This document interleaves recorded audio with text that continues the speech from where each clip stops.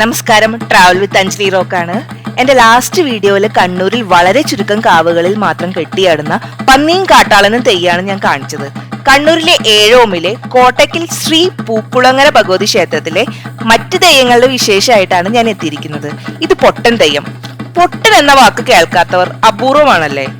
ചിലർ ആ വാക്ക് മറ്റുള്ളവരെ കളിയാക്കി വിളിക്കുന്നതും ജീവിതത്തിൽ ഒരിക്കലെങ്കിലും അത് കേട്ടവരിൽ നമ്മളും നമുക്ക് ചുറ്റുള്ളവരൊക്കെ പെടും അല്ലേ. പറയേണ്ട കാര്യങ്ങളൊക്കെ തമാശയായും കാര്യമായിട്ടും പറയുന്നവരെയും ഉത്തരം പറയാൻ കഴിയാത്ത ചോദ്യങ്ങൾ ചോദിക്കുന്നവരെയും പൊട്ടൻ എന്ന് പറഞ്ഞ് മുദ്ര കുത്താറുണ്ട്. അങ്ങനെ നാട്ടു നടപ്പിനെ തന്നെ ചോദ്യം ചെയ്ത ഒരു തെയ്യമുണ്ട്. അതാണ് ഈ കാണുന്ന പൊട്ടൻ തെയ്യം. സർവജ്ഞപീഠം കീഴടക്കിയ ശങ്കരാചാര്യരെ തിരുത്തിയ അഹങ്കാരത്തിൽ നിന്ന് വലിച്ചിറക്കിയ പൊട്ടൻ തെയ്യം. ജാതി ഹുങ്കിനെ പൊളിച്ചടക്കിയ തെയ്യെന്ന് പറയാം. ഒരിക്കൽ രാമന്തളിയിലെ ശങ്കരനാരായണ ക്ഷേത്രത്തിൽ നിന്ന് തലക്കാവേരിയിലോട്ട് പോകുന്ന വഴി സാക്ഷാൽ ശങ്കരാചാര്യർ നടത്തം നിർത്തി കണ്ണൂരിലെ പയ്യന്നൂരിലെ പുളിക്കോത്ത് വിശ്രമിക്കാൻ തീരുമാനിക്കുന്നു. വഴിയിൽ കൂടിയവരോടൊക്കെ തന്റെ അദ്വൈത സിദ്ധാന്തങ്ങൾ പറഞ്ഞു കേൾപ്പിക്കുന്നു. അതേസമയം അവിടെ കുന്നിൻ ചെരുവിൽ ഇരിക്കുന്നുണ്ടായിരുന്ന അലങ്കാരൻ എന്ന പുലയ യുവാവ് ഈ പ്രഭാഷണം കേൾക്കാണ്. ശങ്കരാചാര്യരുടെ വർത്താനത്തിലെ ഞാനെന്ന ഭാവം യുവാവിന് മനസ്സിലാകുന്നു. അദ്ദേഹം പറയുന്ന അദ്വൈതത്തിന് ചേർന്നതല്ല ഈ അഹംഭാവം എന്ന് ശങ്കരാചാര്യർക്ക് മനസ്സിലാക്കി കൊടുക്കാൻ ആ യുവാവ് തീരുമാനിക്കുന്നു. പിറ്റേന്ന് പുലർച്ചെ ശങ്കരാചാര്യർ പോകുന്ന വഴിയിൽ ഈ യുവാവ് വരുന്നു. പണ്ട് ജാതി തീണ്ടായ്മയൊക്കെ ഉണ്ടായിരുന്ന കാലഘട്ടമായിരുന്നു എന്നറിയാലോ. അതായത് മേൽജാതിക്കാരുടെ കൂടെ താഴ്ജാതിക്കാരെ കാണാൻ പാടില്ല, അവരെ വഴിയിൽ വരാൻ പാടില്ല, കാണാൻ പാടില്ല. അപ്പൊ ആ കാലഘട്ടത്തിൽ തന്റെ വഴിയിൽ വന്ന ഒരു താഴ്ന്ന ജാതിക്കാരൻ വന്നത് ശങ്കരാചാര്യർക്ക് ഇഷ്ടപ്പെട്ടില്ല. തിരി പുലയ എന്ന് പറഞ്ഞ് അദ്ദേഹം അലറുന്നു. പൊട്ടൻ ചിരിച്ചുകൊണ്ട് ചില വാമൊഴികൾ പറഞ്ഞു. ഇത് കണ്ട് ദേഷ്യം വന്ന ശങ്കരാചാര്യർ വീണ്ടും അലറി. മാറാൻ പറഞ്ഞത് ദേഹമാണെങ്കിൽ അത് വെറും ജഡമാണെന്നും ദേഹിയാണ് ഉദ്ദേശിച്ചെങ്കിൽ അത് സർവ്വവ്യാപിയാണ്, മാറാൻ പറ്റില്ല എന്നും പകരമായിട്ട് ശങ്കരാചാര്യരോട് ഈ യുവാവ് പറയാണ്. വീണ്ടും അദ്ദേഹത്തിന് അരിശം വന്നു. ആറും കടന്ന് അക്കരെ ചെന്നാൽ ആനന്ദമുണ്ടാകുമെന്ന് വീണ്ടും ഈ പുലയ യുവാവ് പറഞ്ഞു. ആദ്യം മനസ്സിലായില്ലെങ്കിലും പിന്നീട് അത് ഈശ്വര സാക്ഷാത്കാരത്തെ പറ്റി പറഞ്ഞതാണെന്ന് ശങ്കരാചാര്യർക്ക് മനസ്സിലാകുന്നു. തന്റെ മുന്നിലുള്ള സാക്ഷാൽ പരമശിവനാണെന്ന് ശങ്കരാചാര്യർക്ക് മനസ്സിലാകുന്നു. അങ്ങനെ ജാതിയുടെ ഹുങ്ക് മാറ്റിയ ഇതിവൃത്താണ് ഈ പൊട്ടൻ തെയ്യത്തിന് ആധാരം. കാഞ്ഞങ്ങാടുള്ള ഒരു എഴുത്തച്ഛന് ചണ്ടാള ശിവദർശനം കിട്ടിയെന്നും അദ്ദേഹമാണ് ഈ തെയ്യത്തിന്റെ തെയ്യം തുടങ്ങുന്നതിന് മുന്നുള്ള ഒരു പാട്ടുണ്ടാവും, തോറ്റത്തിനായുള്ള പാട്ട് എഴുതിയതെന്നും വിശ്വസിക്കപ്പെടുന്നു. തീയിൽ വീഴുന്ന പൊട്ടൻ തെയ്യം നമുക്ക് കണ്ടിട്ടുണ്ടാവും സോഷ്യൽ മീഡിയയിലൊക്കെ. അത് രാത്രി സമയത്താണ് ഉണ്ടാവുക. നമ്മൾ ഈ കാണുന്നത് തീയിൽ വീഴാത്ത രാവിലെ കെട്ടിയടിയ പൊട്ടൻ തെയ്യാണ്. പാടത്തുകൂടെ ഓടി കുട്ടികളെയും മുതിർന്നവരൊക്കെ പുറകെ ഓടി രസിപ്പിക്കുന്ന ഒരു തെയ്യം കൂടിയാട്ടോ ഇത് കാണുന്ന പൊട്ടൻ തെയ്യം. മലയരാണ് ഈ തെയ്യം കെട്ടിയാടുന്നത്. മറ്റു തെയ്യങ്ങളിൽ നിന്ന് വ്യത്യസ്തമായി സ്ത്രീകൾ ഇതിന്റെ തോറ്റം പാടാറുണ്ട്. മറ്റു തെയ്യങ്ങളൊക്കെ വടക്കോട്ട് തിരിഞ്ഞിട്ടാണ് നിന്നിട്ടാണ് തെയ്യത്തിന്റെ ആ ഒരു മുഖമിനുക്കുകൾ ഇതൊക്കെ നടത്തുന്നത്. ഈ തെയ്യം വ്യത്യസ്തമാണ്. ഈ തെയ്യം തെക്കോട്ട് ഇരുന്നിട്ടാണ് തെയ്യത്തിന് മുന്നിലുള്ള ആ തോറ്റം പാടുന്നതും മുടിയും അണിയലകളും ഒക്കെ ഇടുന്നത്. അതാണ് ഈ തെയ്യത്തിന്റെ വ്യത്യാസം. പിന്നെ ഈ തെയ്യത്തിന്റെ തോരം സ്ത്രീകൾ പാടാറുണ്ട്.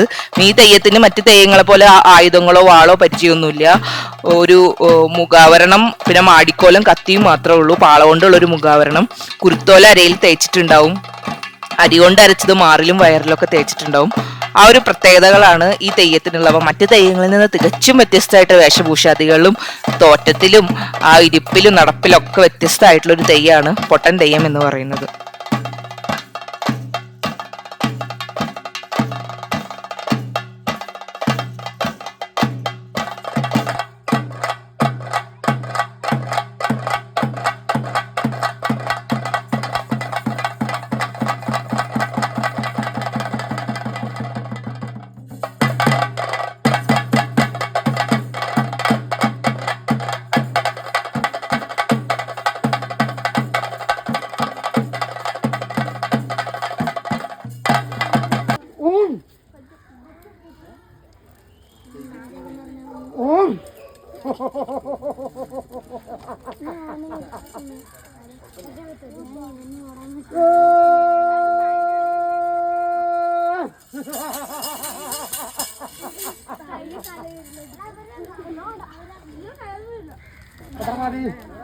എന്നാലും ഇന്ന് ദിവസം അല്ലേ എന്റേതായിരിക്കുന്ന ചോറ് ദൈവം അല്ലേ അന്ന് വിളകുന്നതിൻ്റെ പത്തില്ലം അല്ലേ പുലിയർക്കാണല്ലോ അല്ലേ അന്നേ ദിവസം തൊട്ട് ഇരിക്കുന്ന ഒരു ചെമ്പകമര ചുവട്ടിൽ ദീപത്തെ കത്തിച്ച് വെച്ച് പരിപാലിച്ചു പോതിരിക്കുന്ന പരമാർത്ഥമാണ് അല്ലേ നാലുമകനാണ്. മനുഷ്യാധീനത്തിന് ഒരു കാലമുണ്ട്, വൃക്ഷങ്ങൾക്ക് ഒരു കാലമുണ്ട് അല്ലേ. ആ കാലശേഷം അതിന് നിലനിൽക്കുണ്ടാവോ? പർവാദി കൊണ്ട് ആയുസ്സും പൂക്കൊണ്ട് പൊങ്കാവരവും തീർത്ത് പരിപാലിച്ച് രക്ഷിക്കാൻ തക്കവണ്ണം ഇവിടെ വന്ന് ദൈവത്തിനോട് പ്രാർത്ഥിക്കുന്നില്ലേ?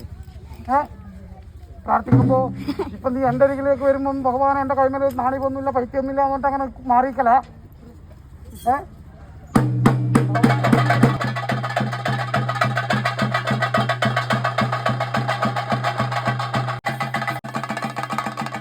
ഇത് ഗുളികൻ തെയ്യം. കാഴ്ചയിൽ പൊട്ടൻ തെയ്യമായിട്ട് സാമ്യം ഉണ്ടെങ്കിലും മുഖാവരണം നോക്കി നമുക്ക് ഇതിന്റെ ഒരു വ്യത്യാസം മനസ്സിലാക്കാൻ പറ്റും. ആദ്യം എനിക്കൊരു സംശയം തോന്നിയിരുന്നു, എന്നാൽ മുഖാവരണം സൂക്ഷിച്ചു നോക്കിയാൽ മതി. പ്രാർത്ഥിച്ചാൽ സകല ദോഷങ്ങളും മാറുമെന്നാണ് ഈ തെയ്യത്തിന്റെ ഒരു വിശ്വാസം ഉള്ളത്. ഉത്തര കേരളത്തിൽ 75% കാവുകളിൽ ആരാധിക്കപ്പെടുന്ന ഒരു മൂർത്തിയാണ് കേട്ടോ. ഈ ഒരു തെയ്യത്തിന്റെ ഇതിവൃത്തം എന്ന് പറയുന്നത് മാർക്കണ്ഡേയ പുരാണമായിട്ട് ബന്ധപ്പെട്ട ഇതിവൃത്താണ്. മൃഗണ്ടു എന്ന മുനി പുത്രയോഗത്തിനായിട്ട് ശിവനെ തപസ് ചെയ്യുന്നു. തപസ്സിൽ സംപ്രീതനായ ശിവൻ ഒരു ഉപാധി വെക്കുന്നു. ഒന്നുകിൽ 16 വയസ്സിൽ മരണപ്പെടുന്ന മഹാപണ്ഡിതനായ മകനെ തരാമെന്നും അല്ലെങ്കിൽ 100 വയസ്സ് വരെ ജീവിക്കുന്ന മന്ദബുദ്ധിയായ പുത്രനെ തരാമെന്നും പറയുന്നു. എന്നാൽ ആ മുനി 16 വയസ്സ് വരെയാണെങ്കിലും ബുദ്ധിയുണ്ടല്ലോ, ആ ഒരു കുഞ്ഞു മതി എന്ന് പറഞ്ഞ് ശിവനോട് പറയുന്നു. അങ്ങനെ അവർക്ക് മകൻ ഉണ്ടാവുന്നു. ആ മകന് അവര് മാർക്കണ്ഡേയൻ എന്ന പേരിടുന്നു. 16 വയസ്സായപ്പോൾ തന്റെ മാതാപിതാക്കൾ ദുഃഖിക്കുന്നു കണ്ട മാർക്കണ്ഡേയൻ അതിന്റെ കാരണം അവരിൽ നിന്ന് അറിയുന്നു. ഇതറിഞ്ഞ മാർക്കണ്ഡേയൻ ശിവലിംഗം വെച്ച് തപസ് ചെയ്യുന്നു. ഒടുവിൽ 16 വയസ്സായപ്പോൾ കാലൻ ജീവൻ എടുക്കാനായി കയറും തന്റെ വാഹനമായിട്ട് വന്നപ്പോൾ ശിവലിംഗത്തിൽ പിടിച്ച് മാർക്കണ്ഡേയൻ കരയുന്നു. കാലന്റെ ശക്തിയിൽ ശിവലിംഗം വീണപ്പോൾ മഹാദേവന് ദേഷ്യം വന്ന് തൃക്കണ്ണ് തുറന്ന് കാലനെ ഭസ്മമാക്കുന്നു. അങ്ങനെ മരണങ്ങൾ ഉണ്ടാവാതെ ലോകത്തിന്റെ ആ ഒരു സൃഷ്ടി നിലയ്ക്കാണ് ചെയ്യുന്നത്. പ്രതിവിധിയായിട്ട് ശിവൻ പിന്നീട് തന്റെ ഇടത് തൃക്കാലിലെ പെരുവിരൽ പൊട്ടിപ്പിളർന്ന് കാലന് പകരം ഉണ്ടാക്കിയ ക്ഷിപ്രപ്രസാദിയായ ദേവനാണ് ഈ ഗുളികൻ എന്ന് പറയുന്നത്. മലയ സമുദായത്തിലെ കുലദൈവമായിട്ട് കണക്കാക്കുന്ന ഒരു ദൈവം കൂടിയാണ് കേട്ടോ ഗുളികൻ എന്ന് പറയുന്നത്. മന്ത്രമൂർത്തികളിൽ പ്രധാനി, എല്ലായിടത്തും സഞ്ചരിക്കാൻ സ്വാതന്ത്ര്യമുള്ള ദേവനാണ് ഈ ഗുളികൻ. ജനന മരണ കാരണകൻ എന്നും കൂടി അറിയപ്പെടുന്നുണ്ട്. സകല ദോഷങ്ങളും തീർക്കുമെന്നാണ്, പ്രസാദിച്ചാൽ സകല ദോഷങ്ങളും തീർക്കുന്ന ഒരു മൂർത്തി എന്നും കൂടിയാണ് ഈ ഗുളികൻ തെയ്യം അറിയപ്പെടുന്നത്. പിന്നെ നമ്മളിത് ഗുളികൻ തെയ്യം ഒക്കെ കാണാൻ പോകുമ്പോൾ നമുക്ക് കാണാൻ സാധിക്കും പാടത്തെ കൂടെയും വഴി കൂടെ ഒക്കെ കുട്ടികളെ പേടിപ്പിക്കാനൊക്കെ പോകുന്ന ഒരു തെയ്യം കൂടിയാണ് കേട്ടോ ഈ ഗുളികൻ തെയ്യം എന്ന് പറയുന്നത്. പിന്നാലെ നടന്നുകൂടാ, അങ്ങനത്തെയുള്ള കുറെ വികൃതികളൊക്കെ ഒപ്പിക്കുന്ന ഒരു തെയ്യം കൂടിയാണ് ഗുളികൻ തെയ്യം.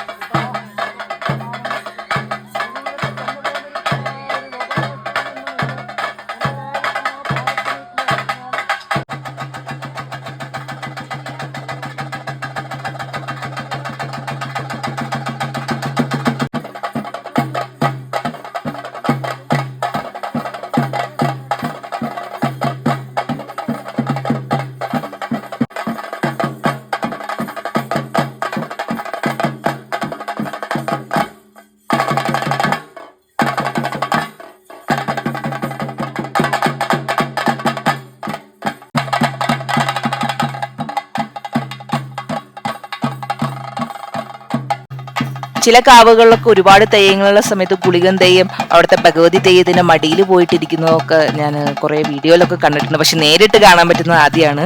അതായത് ഇവിടുത്തെ ഗുളികൻ തെയ്യം പൊട്ടൻ തെയ്യത്തിന്റെ അടുത്ത് വന്ന് അവരൊരുമിച്ചിരുന്ന് അവരുടെ ഒരു സൗഹൃദമൊക്കെ നമുക്കിവിടെ കാണാൻ സാധിക്കും.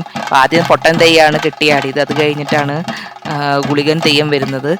അപ്പോൾ ഇനി നമ്മൾ കാണാൻ പോകുന്നത് ഗുളികൻ തെയ്യവും പൊട്ടൻ തെയ്യവും ഒരുമിച്ചിരിക്കുന്ന ചില ദൃശ്യങ്ങളാണ്. അപ്പോൾ ഇത്തരം ഒരു അപൂർവമായിട്ടുള്ള ഒരു ദൃശ്യം കാണാൻ പറ്റിയതിൽ ഒരുപാട് സന്തോഷമുണ്ട്. അതുപോലെ തന്നെ ഇത്തരം വ്യത്യസ്തമായ തെയ്യങ്ങൾ, ഒരുപാട് തെയ്യങ്ങളുണ്ട് ഈ ക്ഷേത്രത്തിൽ. ഒരു ദിവസം വന്നപ്പോൾ നമുക്ക് ഒരുപാട് തെയ്യങ്ങൾ കാണാൻ സാധിച്ചു. അപ്പോൾ അങ്ങനെ വ്യത്യസ്തമായ തെയ്യങ്ങൾ കാണുമ്പോൾ മനസ്സിലുണ്ടാകുന്ന ഒരു സന്തോഷം അത് വേറെ തന്നെയാണ്. പിന്നെ നമ്മൾ കാണാൻ പോകുന്നത് ഗുളികൻ തെയ്യമാണ് ഇപ്പൊ കെട്ടിയാടുന്നത്. ഈ ഗുളികൻ തെയ്യം വന്നിട്ട് പൊട്ടൻ തെയ്യത്തിന്റെ അടുത്തിരിക്കുന്നത് നമുക്ക് കാണാം.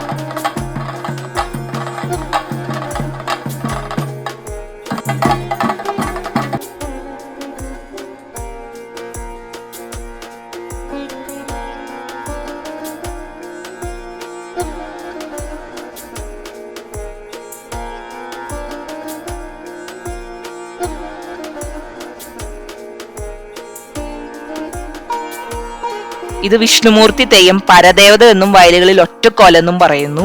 ഞാൻ വൈകുന്നേരത്താണ് വന്നത്. വൈകുന്നേരം വന്നപ്പോൾ ഇത് മന്ത്രമൂർത്തി തെയ്യം കണ്ടു. വടക്കം പാട്ടുകളിലൂടെ നാട്ടുവരമ്പുകളിലൂടെ ഓടി നടന്ന് കെട്ടിയാടുന്ന തെയ്യാട്ടോ മന്ത്രമൂർത്തി തെയ്യം എന്ന് പറയുന്നത്. അപ്പോൾ വൈകുന്നേരം വന്നപ്പോൾ എല്ലാ തെയ്യങ്ങളും ഒരുമിച്ച് കെട്ടിയാടുന്നത് കണ്ടു. മന്ത്രമൂർത്തി തെയ്യം, ഇവിടെ ഒരു 10-12 തെയ്യങ്ങളുണ്ട്. എല്ലാം കൂടി ഒരുമിച്ച് ഗുളികൻ തെയ്യം, പൊട്ടൻ തെയ്യം ഒക്കെ ഇരിക്കുന്നുണ്ട്. എല്ലാ തെയ്യങ്ങളും ഒരുമിച്ച് കെട്ടിയാടി കഴിഞ്ഞ് ഭക്തർക്ക് അവരുടെ ഒരു അനുഗ്രഹം കൊടുക്കുന്ന സമയമാട്ടോ. വലിയ മുടി തെയ്യം, എൻ്റെ മറ്റ് വീഡിയോസിൽ ഈ തെയ്യങ്ങളെ പറ്റിയിട്ട് ഞാൻ സ്പെഷ്യലായിട്ട് ഇട്ടിട്ടുണ്ടായിരുന്നു. വലിയ മുടി തെയ്യം, വിഷ്ണുമൂർത്തി തെയ്യം. ഈ 2 തെയ്യങ്ങളെ പറയുന്ന പേരാണ് അറിവില്ല പൊള്ളാലൻ തെയ്യം എന്നാണ് പറയുന്നത്. രണ്ടും ഒരുമിച്ച് ഇറങ്ങുന്ന ഒരു തെയ്യമാണ്. അങ്ങനെ ഒരുപാട് തെയ്യങ്ങളുണ്ട് ഇവിടെ. വലിയ മുടി തെയ്യം, ഭഗവതി തെയ്യം. അപ്പം നേരത്തെ കണ്ട ഗുളികൻ പൊട്ടൻ തെയ്യം ഒക്കെ ഇവിടെ നമ്മൾ ഒരുമിച്ച് നമുക്ക് എല്ലാം ഒരുമിച്ച് കെട്ടിയാടിയ സമയമായിരുന്നു കേട്ടോ വൈകുന്നേരം. അതിനുശേഷമാണ് പന്നിയും കാട്ടാളനും വ്യത്യസ്തമായ ഒരു തെയ്യമാണ് എൻ്റെ ലാസ്റ്റ് വീഡിയോയിൽ ഞാൻ ഇട്ടിരുന്നു, കാണാത്തവർ കാണാം. അപ്പോൾ അങ്ങനെയുള്ള വീഡിയോസൊക്കെ ഞാൻ കണ്ടിരുന്നു. അപ്പോൾ ഒരുപാട് തെയ്യങ്ങളുള്ള കാവ്, ഇതുപോലെ ഉള്ള വ്യത്യസ്തമായ വിശേഷങ്ങളായിട്ട് ഞാൻ അടുത്ത വീഡിയോയിൽ വരുന്നതായിരിക്കും. അപ്പോൾ വീഡിയോ ഇഷ്ടപ്പെട്ടാൽ ലൈക്ക് ചെയ്യുക, അഭിപ്രായങ്ങൾ കമൻറ്റ് ചെയ്യുക. സബ്സ്ക്രൈബ് ചെയ്തിട്ടില്ലെങ്കിൽ സബ്സ്ക്രൈബ് ചെയ്തോളൂ. അപ്പോൾ എല്ലാവർക്കും ഒരു ശുഭദിനം നേരുന്നു. Thank you.